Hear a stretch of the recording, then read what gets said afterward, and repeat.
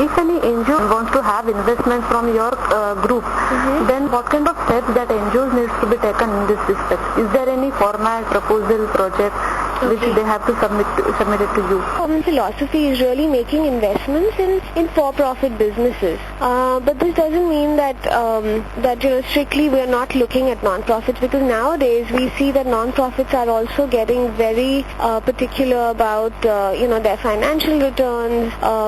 They're commercializing their model in such a way that there is transparency and accountability to their donors. So in India we haven't actively looked at non-profit funding, but if there is a potential opportunity in the areas that we focus on, which is healthcare or energy, housing, agriculture and water, and we feel like this is this could become a business model that will be financially sustainable, basically satisfies all our criteria, then we'll consider making an investment. But before optically we don't make an investment in the non-profit itself, we'll have to either create another entity that will allow us to make this investment.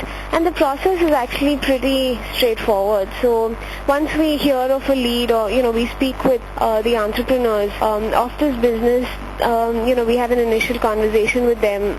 They know more about how Acumen operates, and then they submit a business plan to us. A business plan of their operations, any prior data that they have in terms of over the last couple of years, how they've been running.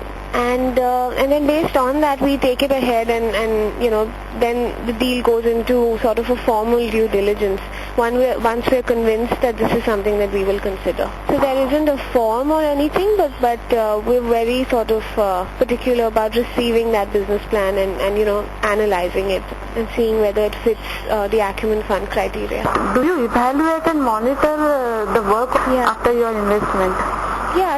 So that's actually a big part of our of Acumen's value add and role. Just the beginning of the relationship once the investment is made, because there is a whole lot of work that we do with the company, to help them either expand, launch a new product, look at new sort of acquisitions in terms of government tenders and all of that. Actually, that's called post investment management, and it's basically helping the company run their operations, expand the reach to people, as well as figure out things like what are the kind of people they need to hire, what is their corporate governance policies like. So all of these things we get involved with as much as possible and help them understand firstly what is available.